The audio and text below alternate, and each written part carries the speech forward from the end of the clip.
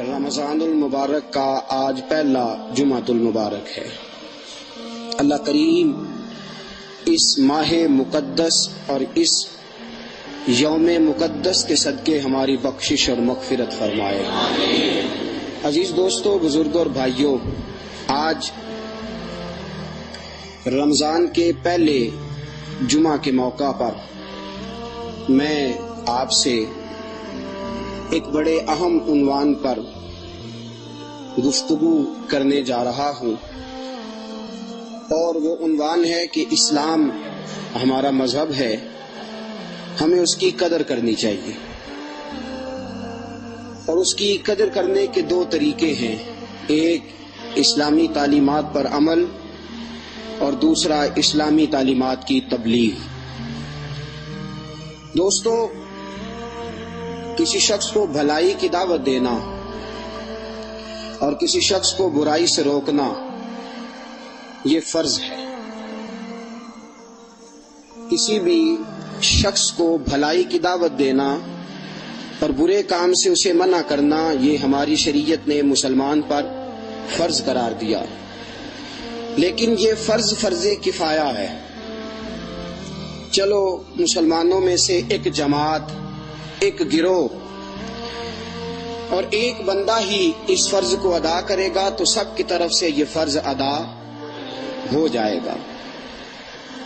جس طرح نماز جنازہ پڑھنا فرض کفایہ ہے نا، بستی میں سے چند لوگ بھی جا کے جنازہ پڑھ لیں تو سب کی طرف سے ادا ہو جائے گا، اسی طرح تبلیغ کرنا بھی فرض کفایہ ہے۔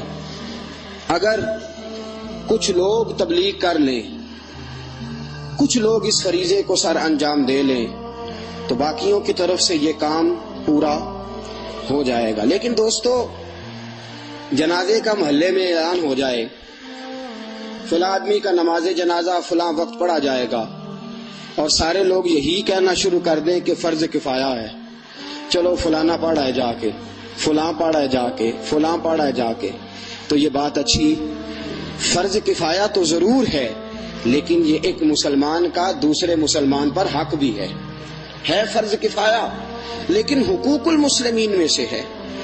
اب ہر بندہ یہی کہنا شروع کر دے کہ دوسرا ادا کر لے، دوسرا ادا کر لے، تو پھر معاملہ ٹھیک نہیں رہے گا۔ کوشش کیا کرنی چاہیے کہ چلو فرض کفایہ اسے ہی ہے تو فرض نہ ہے تو فرض، ہمیں یہ نہیں دیکھنا کہ فرض کفایہ ہے یا فرض عین ہے، ہمیں تو یہ دیکھنا ہے خدا کا حکم بھی ہے، نبی پاک کی رضا بھی ہے صلی اللہ علیہ وسلم۔ ہم نے حکم کی اہمیت کی طرف دیکھنا ہے، اس کی فرضیت اور شریعت میں اس کا کردار کیا ہے، اس کی طرف ہم نے توجہ نہیں کرنی۔ تو عزیز دوستو، اگرچہ تبلیغ کا کام فرض کفایہ ہے، لیکن اگر سارے بندے یہ کہنا شروع کر دیں کہ دوسرا کرے تو پھر کون کرے گا؟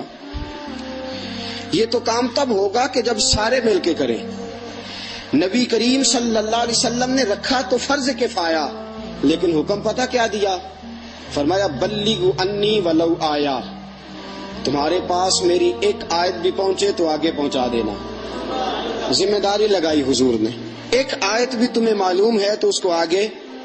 اللہ کا قرآن کیا کہتا ہے؟ فرمایا کنتم خیر امہ، تم بہترین امت ہو۔ اے مسلمانوں، تم بہترین کیوں؟ رنگ زیادہ گورے ہیں ہمارے، یا پیسہ زیادہ ہے ہمارے پاس، جائیدادیں زیادہ ہیں، یا ہمیں بات کرنے کا سلیقہ ٹھیک طرح سے آتا ہے، یا ہمارے قد کاٹ زیادہ ہیں، یا کس وجہ سے ہماری فضیلت رب نے بیان کر دی؟ فرمایا حضرت موسیٰ کے امتی 9 سال تک عبادت کرتے تھے، جناب ابراہیم علیہ السلام کے امتی 1400 سال عبادت کرتے تھے، حضرت نوح علیہ السلام کے امتی 1500 سال عبادت کرتے تھے، لیکن میرے نبی کا کلمہ پڑھنے والوں، ان کو میں نے شان نہیں دی، شان میں نے تمہیں عطا کر دی ہے، فضیلت میں نے تمہاری بنا دی ہے، عزت میں نے تمہیں دے دی ہے۔ یا اللہ کیوں؟ وجہ فرمایا اس لیے کہ تأمرون بالمعروف وتنہون عن المنکر، تم وہ لوگ ہو جو نبیوں والا کام کرتے ہو، لوگوں کو اچھی بات کا حکم دیتے ہو، بری بات سے منع کرتے ہو، تم وہ لوگ ہو۔ اس لیے تمہیں فضیلت دی ہے، اس لیے نہیں کہ تمہارے رنگ گورے ہیں، نمازیں زیادہ پڑھتے ہو، روزے زیادہ رکھتے ہو، یا مال دولت ثروت جاؤ حشمت کے اندر تمہیں کمال حاصل ہے، بلکہ تمہیں فضیلت اس لیے دی ہے کہ تم وہ کام کرتے ہو جو اللہ کے نبی کیا کرتے تھے۔ ہمارا بہانہ کیا ہے؟ ہمارا بہانہ یہ ہے کہ ہم خود ٹھیک نہیں، ہم خود نیک نہیں، کسی کو نیکی کی دعوت کیسے دیں؟ خدا عز و جل نے اس دنیا میں دو ہی مخلوقات کو معصوم بنایا ہے، ایک فرشتے، دوسرے نبی۔ تیسرا کوئی بندہ دعویٰ نہیں کر سکتا کہ میں گناہوں سے بالکل پاک ہوں، ایک نبی اور دوسرے، اس کے علاوہ کوئی بندہ معصوم، ناظر صاحب اس کی آواز کھول دیں تھوڑی سی، کوئی بندہ بھی دعویٰ نہیں کر سکتا کہ میں معصوم ہوں، یا نبی معصوم ہے یا فرشتے تیسرا معصوم۔ اور اگر آپ یہ کہیں کہ جی میں پہلے کل نیک بن جاؤں پھر نیکی کی دعوت دوں گا، تو آپ تو بن ہی نہیں سکتے۔ پورے نیک تو کوئی بندہ بن سکتا؟ ہر بندہ خطا کار ہے، ہر بندہ گناہ گار ہے۔ تو اگر سارے یہی کہہ کے بیٹھ جائیں کہ میں پہلے نیک بن جاؤں پورا پھر نیکی کی دعوت دوں گا، تو اس کا مطلب یہ ہے کہ پھر تو نیکی کا کام رک جائے گا، پھر تبلیغ و اشاعت دین کا کام کرے گا کون؟ یہ شرط نہیں کہ پہلے آپ مکمل نیک بنے۔ میرے دوستو، دو فرض ہیں، ایک نیک بننا، ایک نیکی کی تبلیغ کرنا، ایک نیک بننا اور ایک نیکی کی۔ چلو اگر آپ سے ایک پورا نہیں ہو سکتا تو دوسرا تو ادا کرو نا۔ اگر نیک بنتے نہیں ہو تو نیکی کی دعوت دینی چاہیے نا۔ آپ اگر شراب خانے میں گئے، نیا نوجوان آپ نے شراب خانے میں دیکھا، معاذ اللہ استغفر اللہ، تو آپ کو بندہ کہے کہ میں اسے کیسے روکوں؟ اسے روکو، اسے منع کرو۔ تم پر دو فرض ہے، ایک شراب نہ پینا اور ایک شراب سے منع کرنا۔ اب اگر تم شراب پیتے ہو اور ساتھ روکتے بھی نہیں تو تم نے دو گناہ کیے، اور اگر تم نے غلطی سے اور اپنے شامت اعمال کی وجہ سے یہ بہت بڑا پاپ کر بھی لیا ہے، تو اگر تم کسی کو روک دو گے تو کم از کم تمہیں ایک گناہ ہوگا، ڈبل گناہ نہیں ہوگا۔ میری بات آپ کی سمجھ میں آ رہی ہے؟ آج امت مسلمہ میں لوگ رشتے کی دعوت تو دیتے ہیں، اچھی سوسائٹی میں رہنے کی دعوت تو دیتے ہیں، آج لوگ اچھے ریسٹورنٹ کا پتہ تو بتلاتے ہیں، اچھے میرج ہال کے بارے میں تو بتلاتے ہیں، بلکہ سبزی کس دکان سے ٹھیک ملتی ہے اس کا ایڈریس بھی بتاتے ہیں، بلکہ درزی کپڑے کون سا ٹھیک سیتا ہے اس کا پتہ بھی بتلاتے ہیں، بلکہ دودھ کہاں سے اچھا ملتا ہے یہ بھی بتلاتے ہیں، لیکن دین کی بات بتلاتے ہی نہیں۔ خدا رسول کے پیغام کے بارے میں کوشش کرتے ہی نہیں۔ فلاں جگہ پہ آؤ تمہیں دین کا پیغام صحیح ملے گا، یہ بات ہم کسی کو بتانے کو تیار ہیں ہی نہیں۔ اور بڑی معذرت کے ساتھ میری ملت کا جوان سین میں جاتا ہے نا تو اکیلا نہیں جاتا، سین میں جاتا ہے میری ملت کا جوان، میرے بھائی، میرے بچے، میرے دوست سینما جاتے ہیں تو ایک آدھ دوست کو تیار ضرور کرتے ہیں، کہتے ہیں چل یار، وہ کہتا ہے میرے پاس پیسے نہیں، چل ٹکٹ میں بھر دوں گا، تو چل صحیح ہوتا ہے کہ نہیں؟ ایسے میں غلط بات تو نہیں کر رہا بھائی؟ سین میں تو اکیلے نہیں جاتا، مسجد اکیلے آ جاتا ہے، سین میں تو تنہا نہیں جاتا، اور جب کسی محفل اور مجلس میں جانا ہو تو اکیلے ہی آ جاتا ہے۔ اس کا مطلب یہ ہے کہ یہ بات غلط ہے کہ تیری بات کوئی نہیں مانتا، یہ بات درست نہیں کہ تیری مانتا کوئی نہیں۔ اگر کوئی نہ مانتا ہوتا تو سین میں بھی اکیلے جاتا، تو ہوٹل پہ روٹی کھانے بھی اکیلے جاتا، تو ایس کریم کھانے بھی اکیلے جاتا۔ اس کا مطلب ہے کہ تیری بات مانی جاتی ہے۔ بس مسئلہ یہ ہے کہ تو جب بھی بات منواتا ہے نفس کی خواہش کے لیے منواتا ہے، کاش تو نفس کی خواہش کے لیے بات نہ منواتا، خدا رسول کی رضا کے لیے بات منواتا۔ میرے دوستو، ایک بڑی عجیب بات اور بڑی تلخ بات کرنے لگا ہوں۔ نبی پاک نہ رات کو رویا کرتے تھے، حضور رات کو رویا کرتے تھے۔ اللہ نے فرمایا میرے نبی نہ رویا کر، تو حضور نے پتہ کیا عرض کی؟ کہا یا اللہ یہ بندے نیک نہیں بنتے، میں کوشش بڑی کرتا ہوں، میرے دل میں درد ہے کہ تیری مخلوق نیک کیوں نہیں ہوتی۔ ساری رات حضور روتے تھے، یا اللہ اپنی مخلوق کو ہدایت دے دے، ساری رات رو کے گزر جاتی تھی۔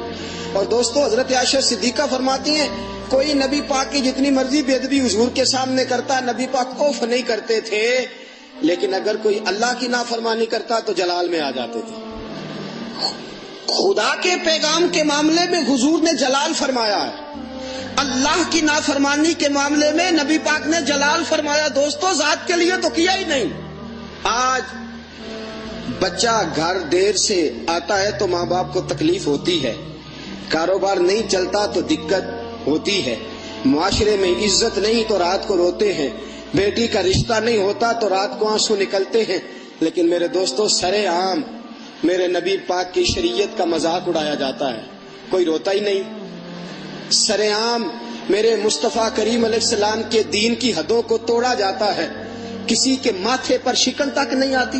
سر عام لوگ دین کے باغی ہو گئے ہیں، مسجدیں ویران ہیں، کبھی کو رویا ہے؟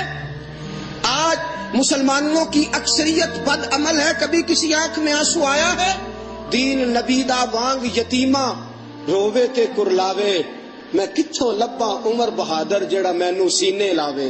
دوستو آج رسول پاک کا دین تنہا ہے، آج دین کا مددگار ڈھونڈنے سے نہیں ملتا۔ وجہ اس کی پتہ کیا ہے؟ مفت میں ملا ہے یہ دین ہمیں۔ جا ملک شام بلال کی قبر پہ کھڑے ہو کے پوچھ بلال دین کتنا مشکل ہے۔ جا ملک شام سیدنا بلال سے پوچھ، بلال کا مزار آج بھی آواز دیتا ہے، لوگوں سنو، میں نے دین اس طرح حاصل کیا ہے کہ جلتے ہوئے کوئلوں پہ میں لٹا دیا جاتا تھا۔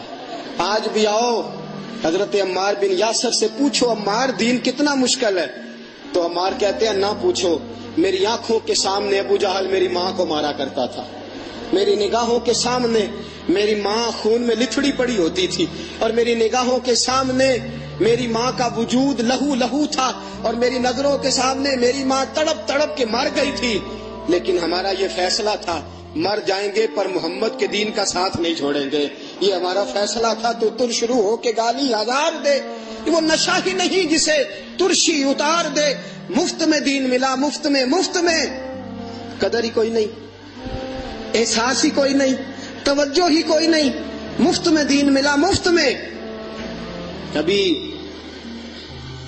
کبھی بیٹا مال اجاڑتا ہے نا تو باپ اسے رات کو بٹھا کے کہتا ہے بیٹا میں نے بڑی مشقتیں کی ہیں، بڑی میں نے محنتیں کر کے یہ مال کمایا ہے، نہ زیادتی کر۔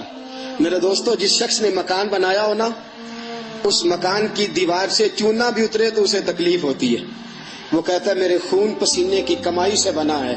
تمہیں پتہ نہیں اس دین کی بنیادوں میں میرے نبی پاک کا خون پسینہ شامل ہے، رسول پاک کا کون آئے اور کون آ کے ہمیں بتلائے، اور کون اٹھے اور دین کا جھنڈا تھامے، اور کون نکلے میدان عمل میں۔ دوستو آج رمضان کا پہلا جمعہ پڑھنے آئے ہو، گرمی کا شدت کا موسم ہے، رمضان پوری آب و تاب سے ہے، آپ کو اللہ کے گھر میں بٹھا کے اللہ کی قسم ایک درد دل عرض کر رہا ہوں، خدا کی قسم آج نہیں ملتے تو دین کے ہمدرد نہیں ملتے۔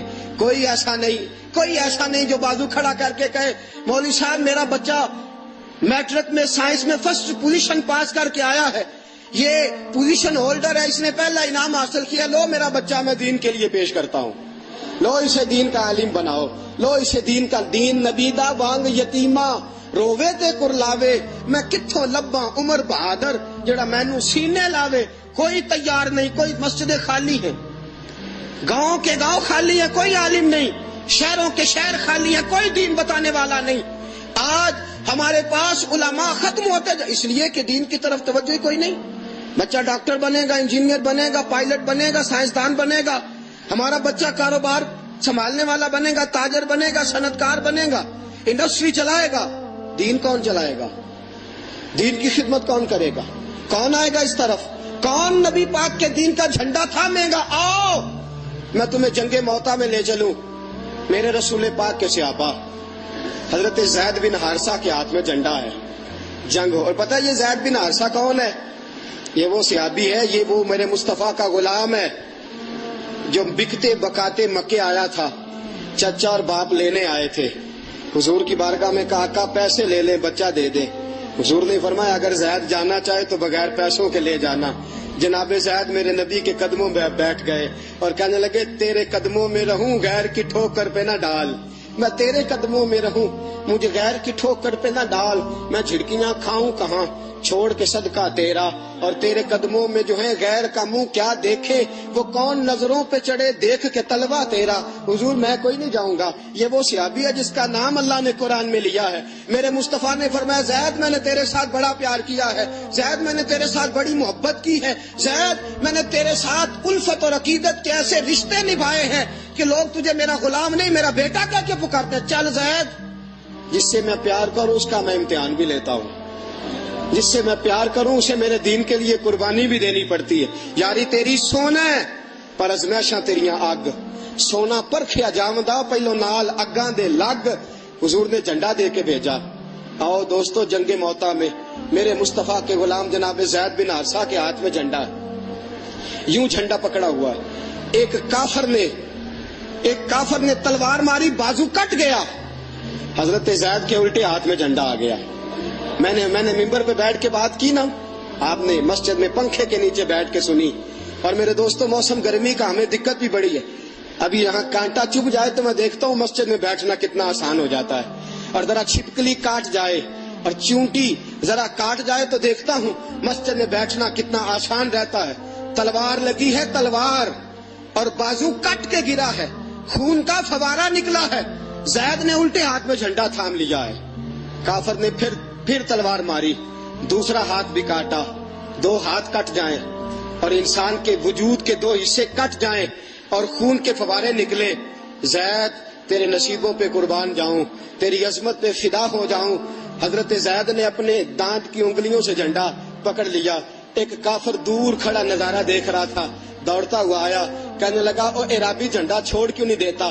فرمایا جب تک تو دم میں دم ہے، جھنڈا نہیں چھوڑوں گا، اس لیے کہ میں نے اپنی مرضی سے نہیں پکڑا، مجھے محمد عربی نے پکڑا کے بھیجا، میں اپنی مرضی سے تھوڑا پکڑ کے آیا۔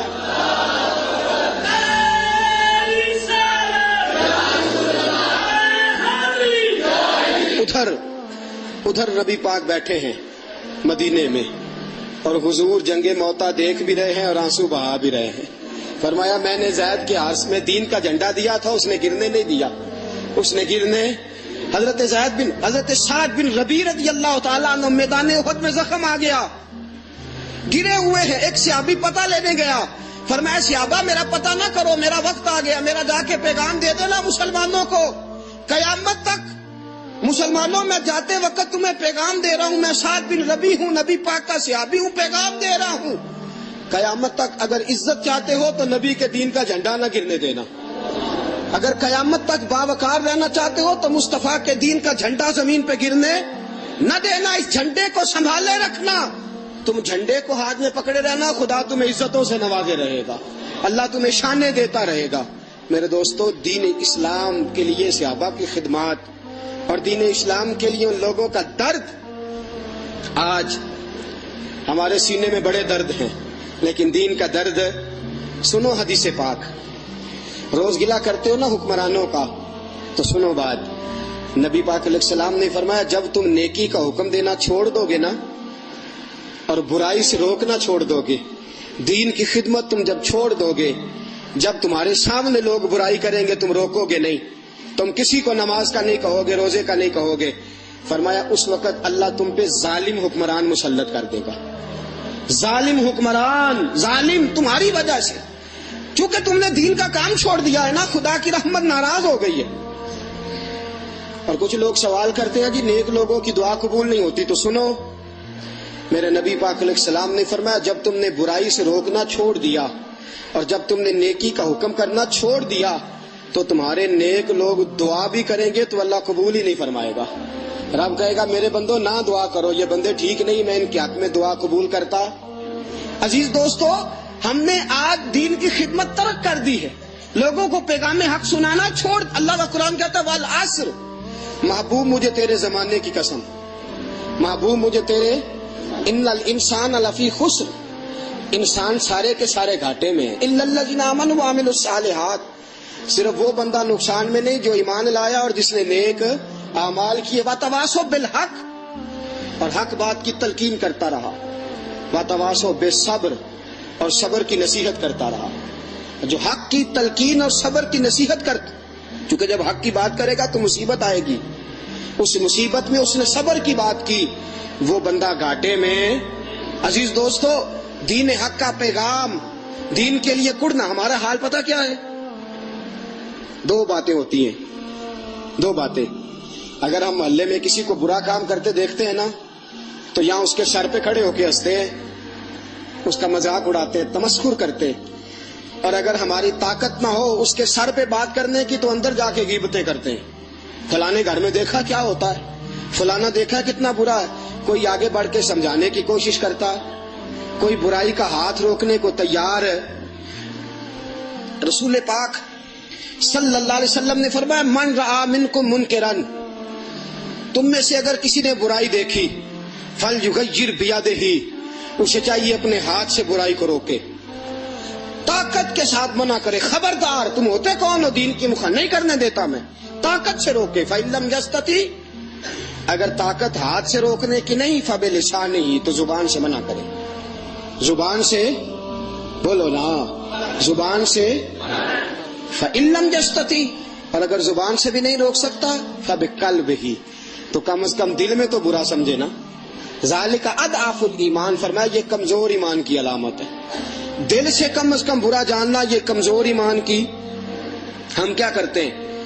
یا تو تماشا دیکھتے ہیں یا اندر جا کے غیبت کرتے ہیں۔ لو سنو، حضرت جنید بغدادی فرماتے ہیں میں نکلا جناب سری سختی کے ساتھ، ایک درخت کے نیچے ایک نوجوان پڑا ہے، لوگ اس کے گرد جمع ہیں، جا کے دیکھا میں اپنے پیر و مرشد حضرت سری سختی کے ساتھ تھا۔ فرماتے ہیں جب وہاں پہنچے نوجوان پڑا ہے بے ہوش اور اول فول بکرا عجیب و غریب باتیں کر رہا ہے اور لوگ اس کے گرد کھڑے ہیں تماشا دیکھ رہے ہیں۔ حضرت سری سختی مجھے کہنے لگے، میرے ماموں بھی تھے میرے پیر بھی تھے، کہنے لگے بیٹا دیکھ تو آ۔ جنید بغدادی فرماتے ہیں میں گیا اور میں نے آ کے کہا حضرت جی ایک نوجوان شراب پی کے گرا ہوا ہے اور وہ عجیب و غریب باتیں کر رہا ہے، لوگ تماشا دیکھ رہے ہیں۔ فرماتے ہیں حضرت سری سختی بوڑھے بابے نے ہاتھ میں ڈنڈا پکڑا اور ڈنڈا لگاتے لگاتے اس جگہ پہنچے، لوگوں کا جا دوڑ جاؤ، کیوں تماشا دیکھ رہے ہو یہاں اس کا، بھاگ جاؤ اپنے اپنے گھروں کو۔ لوگ اس زمانے میں بزرگوں کا بڑا حیا کرتے تھے، لوگ چلے گئے۔ اب وہ شرابی کبابی اور یہ جنید بغدادی، وہ شرابی کبابی یہ سری سختی اور جنید بغدادی، اور آج لوگ بڑے پارسا بنتے ہیں، کہتے ہیں میرا اس سے کیا تعلق، میرا اس سے، بھائی وہ تیرے پاس آئے گا تو کچھ بنے گا نا۔ تو حجرے کے اندر بیٹھ کے اور تو مسجد کے اندر آ کے اور تو گلی کے اندر جا کے تقریر کر کے اپنے آپ کو پارسا نہ سمجھ، لوگوں کے قریب جا، ان کے اندر رہ، ان کی کمیاں دیکھ، پھر ان کی اصلاح کر۔ حضرت سری سختی فرماتے ہیں مجھے کہنے لگے جا پیالے کا ایک پیالے میں پانی بھر کے لا۔ فرماتے ہیں میں پیالے میں پانی بھر کے لایا تو حضرت سری سختی کے ہاتھ کانپتے ہیں، بوڑھا آدمی ہے، پھر بھی اپنے ہاتھوں سے شرابی کا منہ دھو دیا، اپنے ہاتھوں سے شرابی کا منہ دھو دیا۔ حضرت جنید بغدادی کہنے لگے حضرت جی یہ کیا ہوا؟ فرمایا اب اسے کوئی شرابی تو نہیں نہ کہے گا، اس کے منہ سے شراب کی بدبو نہیں آئے گی، اب کوئی شرابی نئے آنے والے کو پتہ یہ بیچارہ بدنام نہیں ہوگا، یہ بیچارہ بدنام نہیں ہوگا، لوگ شرابی نہیں، منہ دھو کے نا۔ اب گئے حضرت سری سختی فرماتے ہیں، حضرت جنید بغدادی فرماتے ہیں رستے میں جاتے جاتے میرے پیر کی آنکھوں میں آنسو آ گئے، رو پڑے اور رو کے کہنے لگے مولا میں منہ ہی دھو سکتا ہوں، دل تو نہیں نہ دھو سکتا۔ توجہ ہے آپ کی؟ میں منہ دھو سکتا ہوں، دل دھو سکتا، جو میں کر سکتا تھا میں نے کر دیا، باقی تو مہربانی کر دے، جو میں کر سکتا تھا وہ میں نے کر دیا، باقی تو کرم نوازی فرما دے۔ حضرت جنید بغدادی رحمت اللہ علیہ فرماتے ہیں میں تہجد کی نماز پڑھنے گیا تو وہ شرابی مجھ سے پہلے مسجد میں موجود تھا، وہ شرابی مجھ سے پہلے مسجد میں موجود تھا۔ آپ فرماتے ہم گئے مسجد میں، جا کے ہم نے نیت باندھی تھی کہ مسجد کی دیواروں سے آواز آئی سری سختی تو نے اس درد سے منہ دھویا اور اس درد سے دعا مانگی ہے، تو نے منہ دھویا تھا، میں نے اس کا دل بھی صاف فرما دیا۔ کوئی آئے تو صحیح، کوئی کرے تو صحیح، کوئی آگے بڑھے تو صحیح، کوئی کسی کو دین کا پیغام دے تو صحیح، کوئی آئے تو صحیح، کوئی شعیب آئے میسر، شبانی سے کلیمی 2 قدم ہے، کوئی آگے تو بڑھے، کوئی کسی کا بازو تھامے تو صحیح، کوئی کسی کو روکے تو صحیح، کوئی کسی کا ہاتھ تو پکڑے۔ سنو دوسری بات، ہم اندر جا کے غیبتیں کرتے ہیں۔ حضرت با یزید بستامی رحمت اللہ تعالی علیہ کا زمانہ ہے، جناب بایزید کا۔ ان کے علاقے میں ایک طوائف آ گئی، کنجری آ گئی، فحشہ عورت۔ سارے نوجوان اس گھر کی طرف متوجہ ہو گئے، لوگ جاتے ہیں، وہ ایک رات کی قیمت لیتی ہے۔ حضرت بایزید بستامی کو پتہ چلتا ہے، شکایتیں آتی ہیں، آپ اپنے گھر کے اندر پریشان بیٹھے، کیا کروں؟ آپ نے کئی پیغام بھیجے، شہر کے بڑوں کو متوجہ کیا، لوگوں کو بتلایا اور کہا کہ یہ غلط کام ہے، روکو، منع کرو۔ لیکن میرے دوستو، باوجود اس کے کوئی بندہ اس کو روکنے کو تیار نہ ہوا۔ ایک رات کا وقت تھا، ایک رات مغرب کا، سورج غروب ہوا، نماز پڑھ کے جناب سری شکتی نے اپنے کندھے پہ رومال رکھا اور خرامہ خرابہ اس طوائف عورت کے گھر کی طرف جا رہے ہیں۔ توجہ ہے آپ کی؟ میری بات سمجھ میں آ رہی ہے؟ آپ کو گرمی لگ رہی ہے نا؟ جی گرمی لگ رہی ہے؟ نہیں لگ رہی؟ لگ رہی ہے؟ نہیں لگ رہی؟ کسی بات پہ تو اتفاق کر لیں یار۔ ہمارا کسی بات پہ اتفاق ہی نہیں ہے تو ہماری بات کون مانے گا؟ ہمارا گرمی لگنے نہ لگنے پہ اختلاف ہے، تو تھوڑا سا اتفاق کر جاؤ، انشاءاللہ کام بن جائیں۔ گرمی لگ رہی ہے نا آپ کو؟ دل کے کان ذرا کھولیں۔ اس گرمی کے موسم میں آپ جو کام کریں گے اللہ آپ کو زیادہ ثواب عطا فرمائے گا۔ روزے کا ثواب بھی زیادہ، تراویح کا ثواب بھی۔ کتنی تراویحاں بلا؟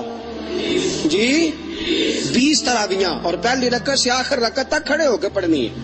یہ نہیں کرنا کہ قاری صاحب رکوع جائیں تو شامل ہو جائیں، یہ کام نہیں کرنا، ساری رکعتیں پڑھنی اور پوری 20 رکعتیں پڑھنی ہے، گرمی سے مقابلہ کرنا ہے۔ لیکن نا یہاں تو آگ اور عشق کا مقابلہ ہوتا تھا تو عشق جیت جاتا تھا، گرمی اور عشق کے مقابلے میں بھی تو عشق کو جیتنا چاہیے نا، عشق کی فتح ہونی چاہیے کہ نہیں؟ کیا خیال ہے آپ کا؟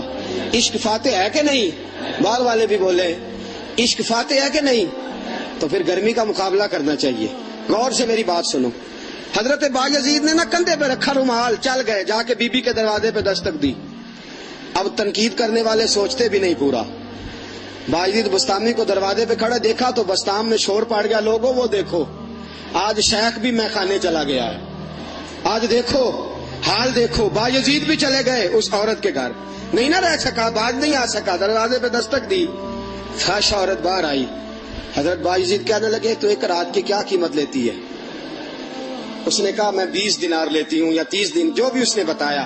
آپ نے فرمایا کل رات کسی کو وقت نہ دینا، میں 20 دینار لے کے آ جاؤں گا۔ مرید کٹھے کیے، کہا 20 دینار چاہیے، بی بی کے کوٹھے پہ جانا ہے، عقل کو تنقید سے فرصت نہیں، تو عشق پر ایمان کی بنیاد رکھ، عشق پر ایمان کی۔ لوگ پریشان ہیں، اگلی رات کا سما ہوا تو 20 دینار جھولی میں ڈال کے بستام کا پیر، بستام کا مفتی، بستام کا خطیب، بستام کی مسجد کا امام، جس کے بارے میں جناب جنید بغدادی نے کہا کہ ولیوں میں حضرت بایزید کا وہی مقام ہے جو فرشتوں میں جناب جبریل کا مقام ہے۔ حضرت بایزید بستامی رحمت اللہ تعالی علیہ پہنچے، جب بی بی کے دروازے پہ دستک دی، بی بی باہر آئی، کہا میں 20 دینار لے آیا ہوں۔ پورے بستام کے نوجوان کھڑے ہو گئے دروازے کے گرد۔ حضرت بایزید اندر گئے، جب کنڈی اندر سے لگی تو بستام میں شور پڑ گیا، دیکھو بایزید کدھر گیا ہے، بایزید کدھر گیا؟ جناب بایزید نے 20 دینار دیے، کہا دیکھ تو نے جو قیمت مانگی تھی وہ میں لے آیا ہوں، اب جو میں کہوں گا تجھے وہ کرنا پڑے گا۔ کہنے لگی بن سنور کے بیٹھی ہوں۔ فرمانے لگے اٹھ وضو کر، اٹھ وضو کر، اٹھ ذرا، اٹھ وضو کر۔ اس بی بی نے جب وضو کیا تو حضرت بایزید نے اپنے ہاتھ سے مصلی بچھایا اور مصلی بچھا کے کہا کھڑی ہو جا مصلی پہ۔ جب وہ عورت مصلی پہ گئی نا تو لاکھوں کروڑوں مریدوں کا پیر، بستام کا مفتی، نقش بندیوں کا امام حضرت بایزید نے سر سجدے میں رکھا، آنکھوں میں آنسو آئے، کہنے لگے مولا میں بس مصلی پہ ہی کھڑا کر سکتا تھا، یا اللہ میری اس سے زیادہ اوقات نہیں، خدایا میں بس درد بیان کر سکتا ہوں، رو سکتا ہوں تیرے دروازے پہ، یا اللہ یہ میرے شہر کو گندا کر رہی ہے، یا اللہ میری ملت کے جوان بگڑ رہے ہیں، خدایا میں نے مصلی پہ کھڑی کر دی ہے، یا اللہ میں نے وضو کرا دیا ہے، اس سے زیادہ میری اوقات نہیں، اس سے زیادہ میری ہمت نہیں، میں ہدایت نہیں دے سکتا، مولا میں دل پھیر سکتا نہیں۔ حضرت بایزید اندر تبلیغ کر رہے ہیں اور باہر پورا بستام مخالفت میں باتیں کر رہا ہے۔ جے کر یار دے نام دا ملے مینا چولی پا لئیے پنجے سٹیے نا جے کر یار دے نام دی ملے سولی چوٹا چوٹ لئیے پیچھا ہٹیے نا سارا بستام ہاتھ کے اندر پتھر پکڑے باہر کھڑا ہے صبح جب فجر کی اذان کے وقت دروازے پہ دستک ہوئی دروازہ کھلا تو بی بی کے چہرے پہ نقاب تھا سارے بستام کے لوگ کہنے لگے کیا ماجرا ہوا کہنے لگی آج کے بعد کوئی بندہ میرے کوٹھے پہ عیاشی کرنے نہ آئے بلکہ فجر کی اذان ہونے لگی ہے آج سے یہ طوائف کا کوٹھا نہیں نبی پاک کے دین کے پیغام کے لیے میں نے اسے مسجد بنا دیا ہے فرمایا اب یہاں اذانیں ہوا کریں گی نمازیں پڑھی جائیں گی پہلے نبی پاک کی مخالفت ہوتی تھی اب میرے کوٹھے پہ محمد عربی کے دین کی تبلیغ کی جایا کرے گی اب یہاں دین کا کام کیا جائے گا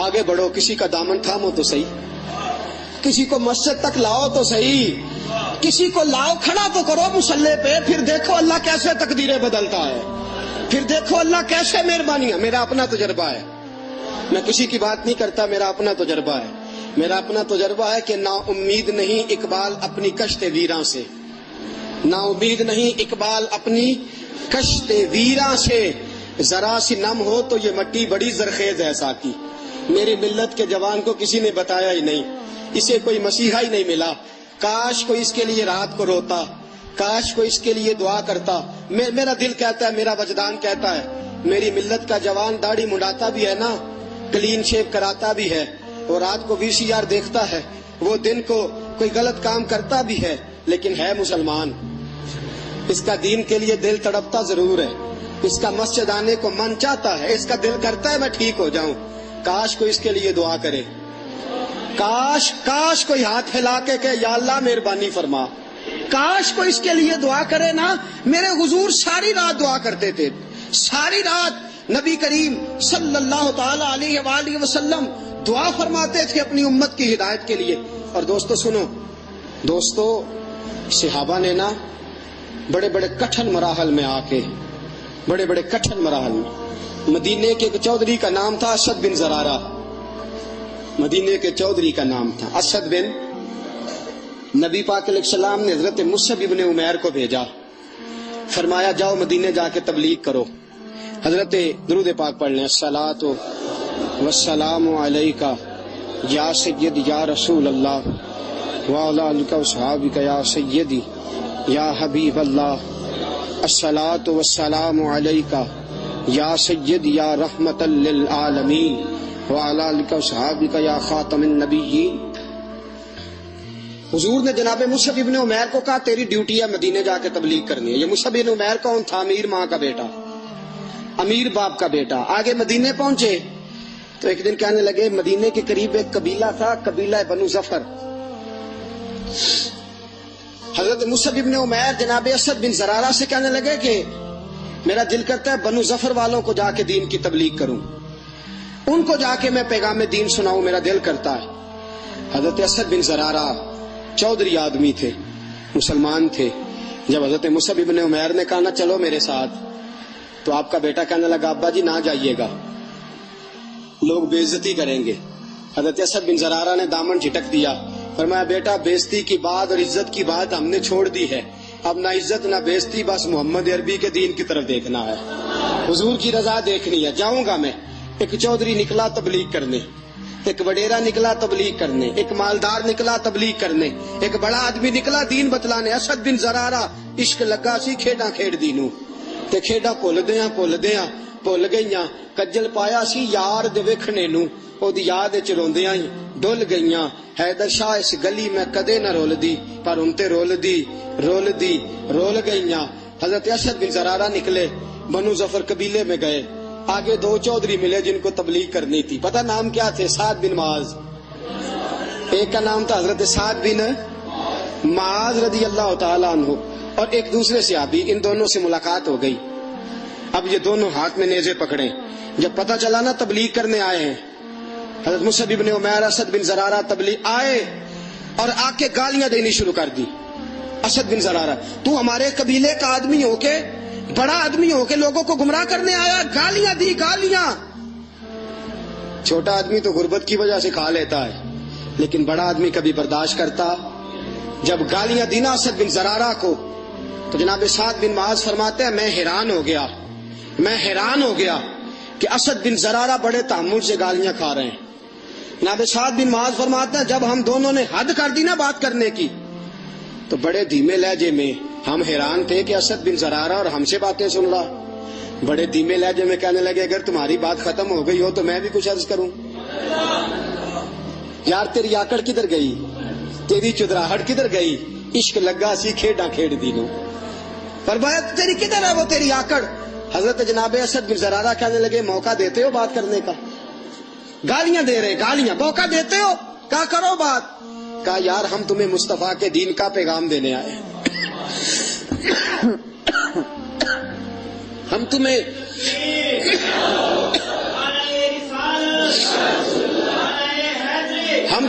रसूल पाक के दीन का पैगाम, बस पैगाम सुन लो थोड़ा सा। हज़रत साद बिन मुआज़ फरमाते हैं, जब उन्होंने इतने धीमे लहजे में जवाब दिया ना गालियों में, फरमाते हैं मुझे और तो कुछ समझ में ना आया। मैंने कहा यार पैगाम कोई खास ही है, पैगाम कोई। कहा वो कैसे?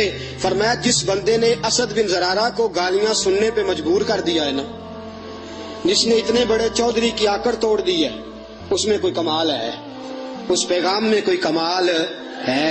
हजरत जनाब सैयदना साद बिन मुआज़ फरमाते मैं बैठ गया और असद बिन ज़रारा ने हमें इस अंदाज में बात सुनाई कि कभी आंखों में आंसू होते थे, कभी लबों पे मुस्कुराहट होती थी, कभी फरमाते हैं वजूद कांपता था, कभी उठ के बैठते थे। नबी पाक की बात करते थे तो रो पड़ते थे, रहमत की बात करते थे तो हंस पड़ते थे। फरमाते हैं मुझे और तो कुछ समझ में ना आया, उसकी कैफियत देख के मैं समझ गया कि जो लोगों को बदल दे वो दीन झूठा नहीं होता, जो तबीयतों में इनकलाब बर्पा कर दे वो बात कभी गलत होती नहीं है। हजरत असद बिन ज़रारा की हालत अजीब है और हर बात में कहते हैं तू बात मान जाएगा ना, तू मेरी बात पर। फरमाते हैं मुझे कह के ना तो कहते हैं या अल्लाह देख ले मैंने हक अदा किया है, या एक तरफ मेरे साथ बात करते हैं और एक तरफ अपने, या अल्लाह देख मैं काम कर रहा हूँ ना, या अल्लाह देख मैं पैगाम दे रहा हूँ ना, या अल्लाह देख मैं तेरे बंदों को नसीहत कर रहा हूँ। हजरत साद बिन मुआज़ फरमाते हैं क्या उसकी तबलीग का असर था और क्या उसके जुमलों में तासीर थी जो तीर बन के मेरे दिल में उतर गई। मैंने कहा यार बोल क्या चाहता है, तो मुझे कहने लगे घर जाओ मशवरा कर लो, अपने दोस्तों से पूछ लो और मेरी ख्वाहिश है कलमा पढ़ लो। हजरत साद बिन मुआज़ कहते हैं मैंने कहा छोड़ मशवरा क्या करना है, तेरी हालत बताती है कि नबी पाक सच्चे हैं, कलमा पढ़ा मैं मुसलमान होना चाहता हूँ। छोड़ क्या मशवरा करना, छोड़ किसी से क्या पूछना, तू कलमा पढ़ा, तू तबलीग कर तो सही दर्द के साथ, तू किसी को दर्द दिल से बात सुना तो सही, तू किसी तक दीन का पैगाम पहुंचा तो सही। मेरे दोस्तों आज रमजान के पहले जुमे में मैंने जो उन्वान चुना वो इसलिए, बनी इसराइल पे अजाब आ गया, 10 बंदे नेक थे, अल्लाह ने फरमाया सारी बस्ती बर्बाद कर दो। फरिश्ते कहने लगे या अल्लाह 10 तेरे नेक बंदे भी हैं, कभी गुनाह नहीं किया उन्होंने, उनका क्या करे? फरमाया उन्हें डबल अजाब देना। उन्हें अजाब कितना देना? या अल्लाह वो क्यों? फरमाया वो खुद नेक थे, तबलीग ही नहीं करते थे, मेरी लोग नाफरमानी करते थे, उन्हें गुस्सा नहीं आता था। मेरे दोस्तों आज बड़ा दिल करता है अपनी मस्जिद में बैठे रहे, बड़ा मुझे एक साथी कहने लगे आपको जो भी बुलाता है आप चले जाते, आप गांव गांव घूमते हैं, आप क्यों इतनी दिक्कत उठाते हैं, क्यों इतनी मुश्किल बर्दाश्त करते हैं? मैंने कहा यार दिल मेरा भी करता है अपनी मस्जिद में बैठा रहूं, मेरे पास बड़े दोस्त आ जाते हैं जुमे में, मेरा दिल करता है मैं बैठा रहूं, लेकिन खुदा की कसम जब नबी पाक का ताइफ में पत्थर खाना नजर आता है ना, जब रसूल पाक अलैहिस्सलाम का कांटों पे चलना दिखाई देता है, जब मेरे नबी पाक अलैहिस्सलाम का मार खा खा के घर घर जाके अक्काज की मंडियों में तबलीग करना नजर आता है तो हुजरा छूट जाता है, फिर मस्जिद से निकालती है ये चीज, फिर गली गली घूमने को जी चाहता है। दोस्तों आज मैं तबलीग करने जाता हूं तो लोग फूलों की पत्तियां बरसाते, मैं तबलीग करने जाता हूं तो लोग स्टेज बिछाते, मैं तबलीग करने जाता हूं तो लोग आला खाना पकाते, एसी वाली गाड़ी में बैठ के मैं निकलता हूं, फिर भी मैं आके कहता हूं लोग बात नहीं मानते, लोग तवज्जो नहीं देते, लोग गौर नहीं करते। आओ मैं तुम्हें मक्का मुकर्रमा की एक मंडी में ले जाऊं। मक्का में एक अकाज की मंडी लगती थी, حضرت سعد بن عبادہ فرماتے ہیں میں اس منڈی میں موجود تھا، کالی زلفوں والے محبوب کے وجود پہ پھٹا ہوا لباس تھا، رسول پاک علیہ السلام کا لباس پھٹا ہوا تھا، ہونٹ مبارک خشک تھے، داڑھی میں گرد و غبار تھی۔ عکاظ کی منڈی میں ایک ایک بندے کے پاس جا کے میرے مصطفیٰ کھڑے ہوتے تھے اور ایک ایک بندے کو بلا کے کہتے تھے کلمہ پڑھ لے اللہ تجھے فلاح دے دے گا، کلمہ پڑھ لے۔ آپ فرماتے ہیں میں نے پیچھے دیکھا ایک بابا، بوڑھا بابا، لمبی قمیض پہنی ہوئی ہے اور اس نے اپنی جھولی مٹی سے بھری ہوئی ہے۔ جب حضور تبلیغ کرتے تو وہ نبی پاک میں مٹی ڈالتا اور کہتا اس کی بات نہ ماننا یہ مجنون ہے، اس کی بات نہ ماننا یہ معاذ اللہ جادوگر ہے، اس کی بات نہ ماننا یہ قاہر ہے، اس کی بات نہ ماننا یہ ساحر ہے، اس کی بات نہ ماننا یہ لوگوں کو گمراہ کرتا ہے۔ معاذ اللہ نبی پاک عکاظ کی منڈیوں میں ایک ایک بندے کے پاس جاتے، ایک ایک بندے کو جا کے تبلیغ کرتے، ایک ایک بندے کا دامن تھامتے، کبھی کسی کو کہتے کلمہ پڑھ لے، کبھی فرماتے ہیں وہ پیچھے جو تھا اور فرماتے میں نے سوال کیا آگے کون ہے؟ لوگوں نے کہا محمد ابن عبداللہ ہے۔ میں نے پوچھا پیچھے کون ہے؟ کہا اس کا اپنا چاچا ابو لہب ہے۔ ابو لہب مٹی ڈالتا ہے۔ میرے رسول پاک صلی اللہ تعالی علیہ وسلم اس مٹی اور گرد و غبار کے عالم میں پھول برساتے، تبلیغ مشکل ہو گئی۔ آؤ سنو میرے نبی پاک نے کس حال میں تبلیغ کی۔ حضرت صدیق اکبر فرماتے ہیں میں نے وہ حال بھی دیکھا کہ میرے نبی پاک کے گلے میں کافر چادر ڈال دیتے تھے اور چادر ڈال کے بل دیتے تھے، اور میں نے وہ حال بھی دیکھا کہ میرے مصطفیٰ کو حرم کے اندر خدا کے گھر کے سین میں لٹا دیا کافروں نے، جوتے اتار لیے اور رسول پاک علیہ السلام کے وجود اطہر پر بشر کی عیب پوشی کے لیے جس کو اتارا تھا، بشر کی چیرہ دستی سے وہ دامن پارا پارا تھا۔ فرمایا نبی پاک علیہ السلام کو مارتے تھے، حضور کے وجود سے خون نکلتا تھا، نبی پاک علیہ السلام کو مار مار کے تھک جاتے تھے تو حضور نظر اٹھا کے کہتے تھے ظالموں میں پھر بھی تمہیں کہتا رہوں گا کہ خدا وحدہ لا شریک ہے۔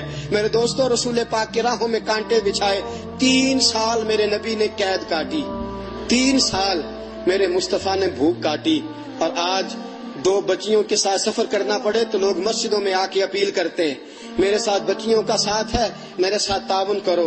میرے نبی کی 4 بیٹیاں، شیب ابی طالب کے وہ دن، سیدہ خدیجہ الکبریٰ، جناب ابو طالب کا بڑھاپا، بچوں کا رونا، ساری رات بچے روتے رہتے، ساری رات میرے مصطفیٰ کی آنکھوں میں آنسو رہتے۔ میرے دوستو کیا کیا دکھ اور کیا کیا تکلیفیں بتاؤں جو میرے نبی نے تیرے اور میرے تک دین پہنچانے کے لیے اٹھائیں۔ اور آپ کو ایک بات بتلاؤں، ابو جال کتنا ظالم تھا، حضور کو پتھر مارتا تھا۔ پتہ ہے رسول پاک ابو جال کے گھر کتنی بار گئے ہیں؟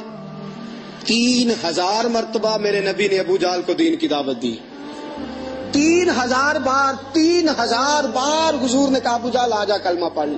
3000 بار میرے مصطفیٰ گئے ابو جال کے گھر اور 3000 بار اس نے کبھی گالی دی، کبھی پتھر مارا، کبھی میرے نبی پاک علیہ السلام کو اذیتوں سے نوازا، لیکن حضور نے دین کی تبلیغ چھوڑی نہیں۔ تو گھر سویا رہتا ہے، میں گھر آرام سے بیٹھا رہتا ہوں، 4 نمازیں پڑھ لی اور حق ادا ہو گیا، رمضان کے روزے رکھ لیے اور بات ختم ہو گئی۔ میدان میں نکل، مار کھا، تجھے پتا چلے محمد عربی کا دین کیسے پھیلتا ہے۔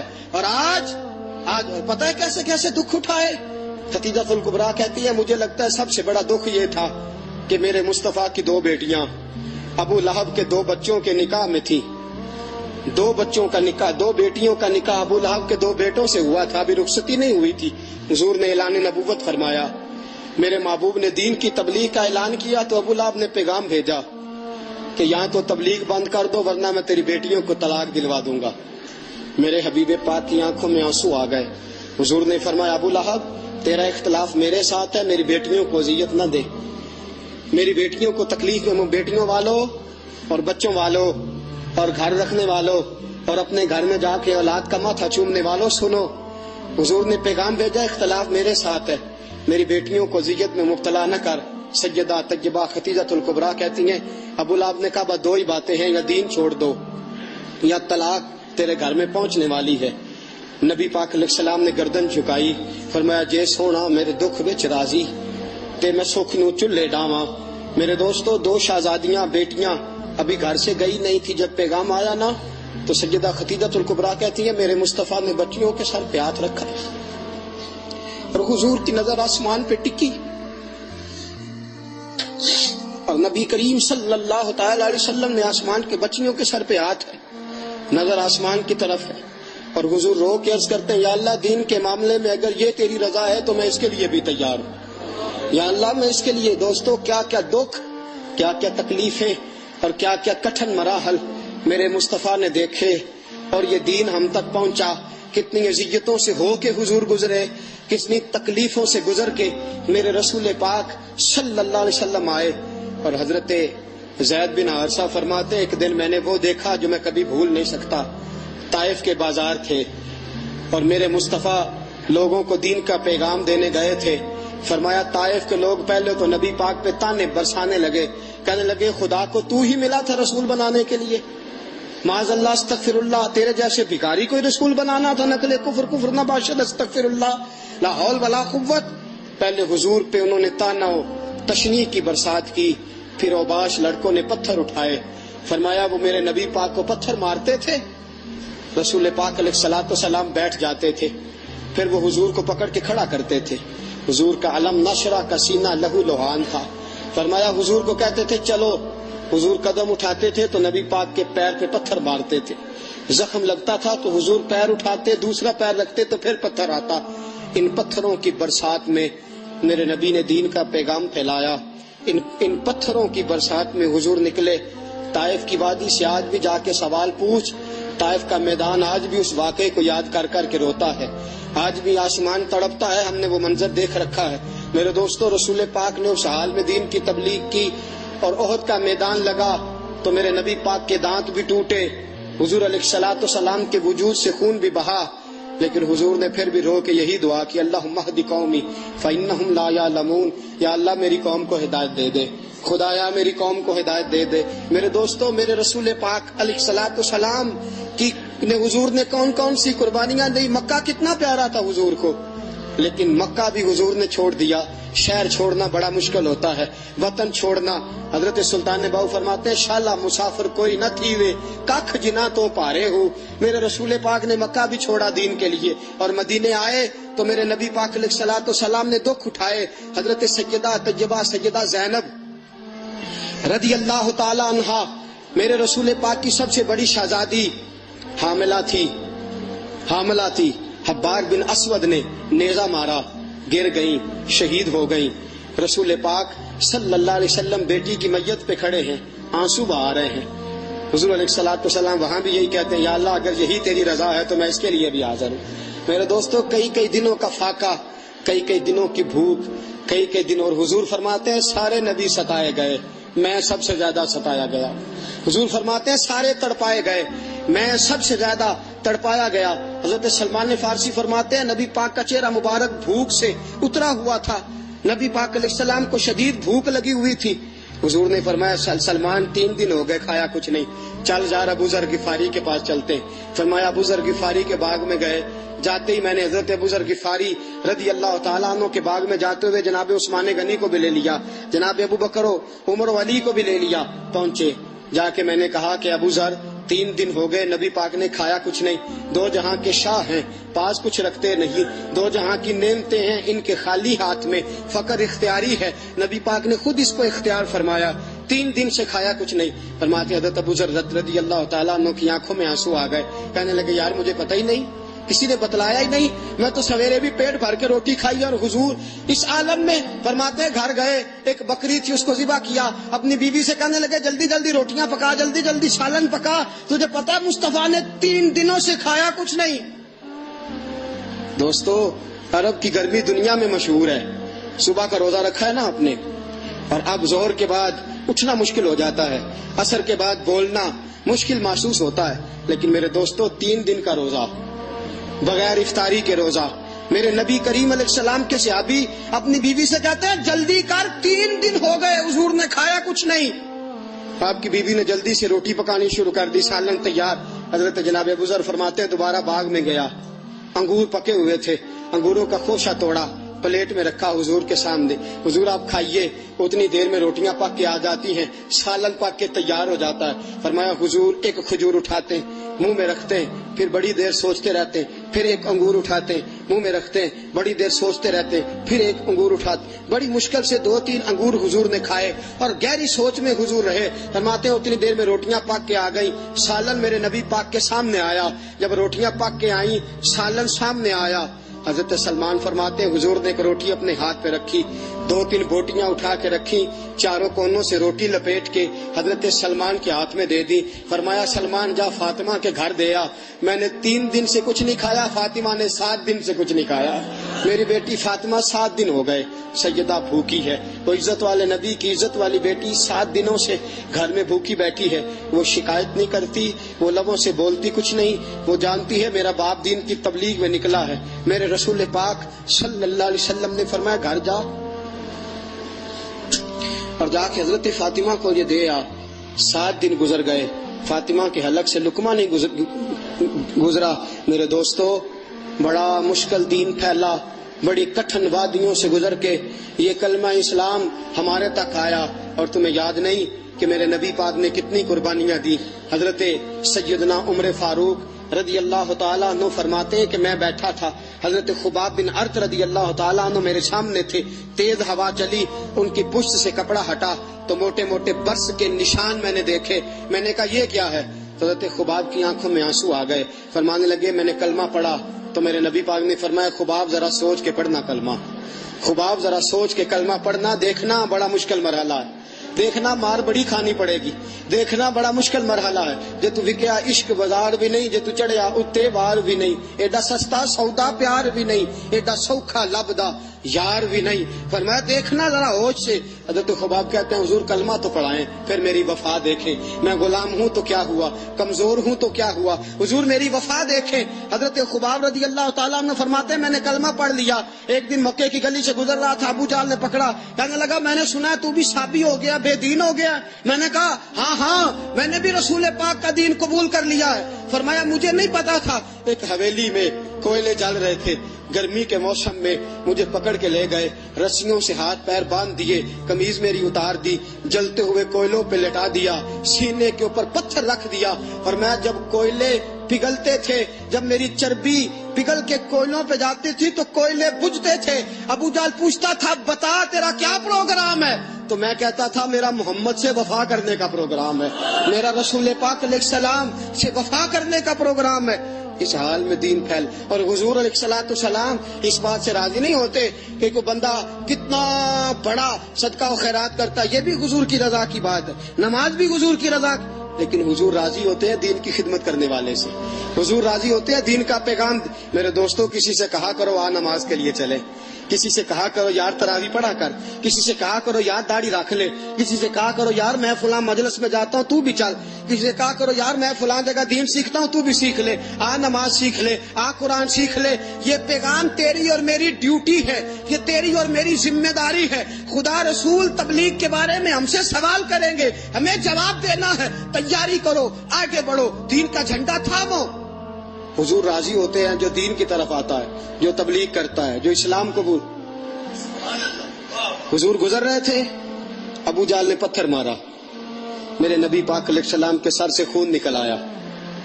عبداللہ بن جدعان کی لونڈی دیکھ رہی تھی, دوڑی دوڑی حضرت امیر حمزہ کے پاس گئی, جا کے کہنے لگے تجھے پتا ہے آج ابو جہل نے تیرے بھتیجے کے ساتھ کیا سلوک کیا ہے؟ وہ سمجھتا ہے اس کا باپ موجود نہیں تو کوئی جو مرضی کرے. میں تجھے پتا ہے کیا سلوک کیا ہے؟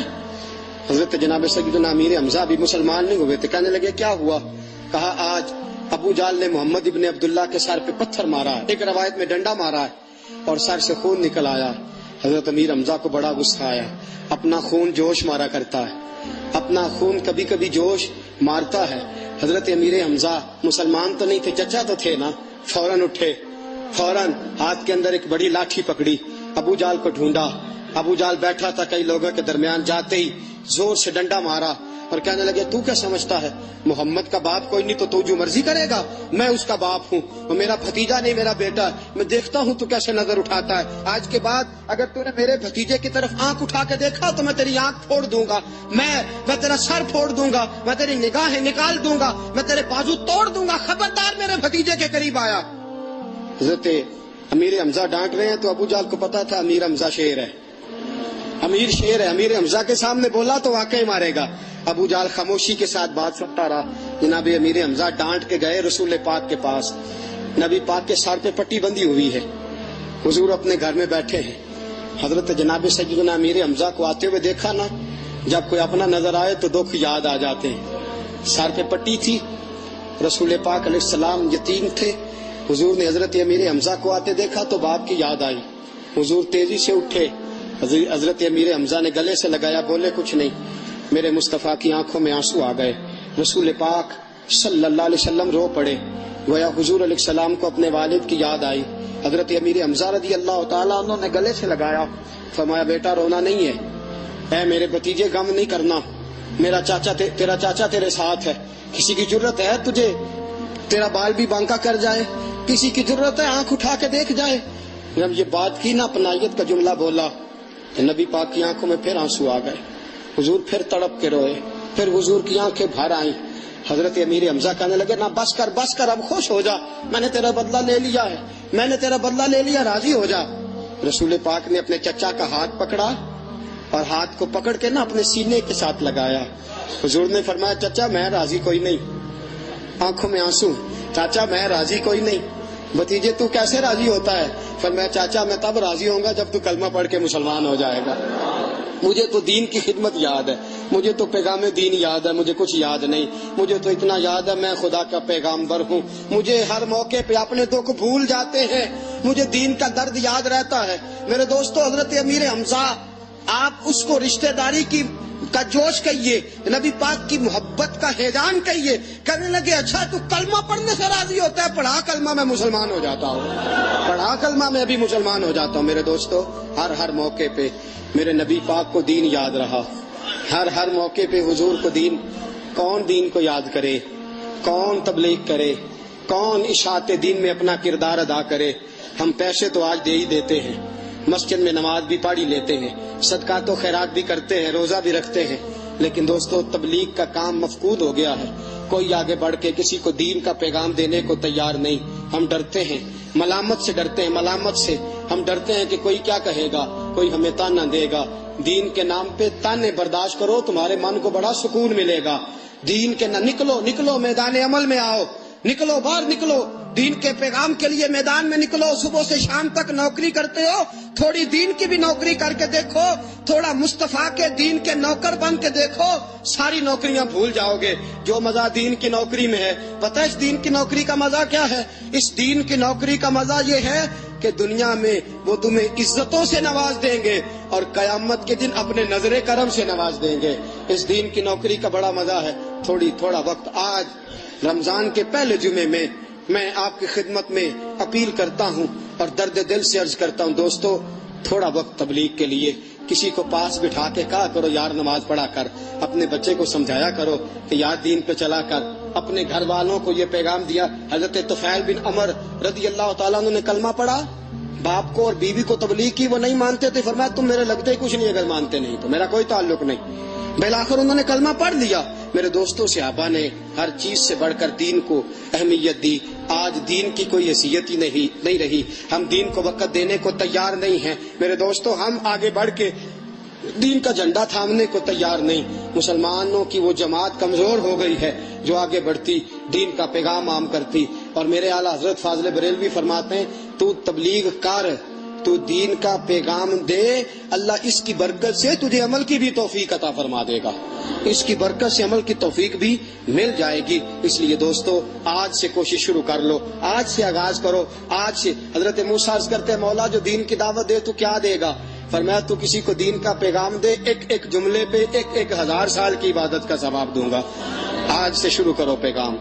آج جمعہ پڑھنے آئے ہو تو جس نے جمعہ نہیں پڑھا اسے سمجھاؤ، عصر کی نماز میں لوگوں کو مسجد لے کے آؤ، تراویح کے لیے سمجھا کے لاؤ، داڑھی کے لیے سمجھاؤ، دین کے لیے سمجھاؤ، پیغام دین سننے کے لیے سمجھاؤ۔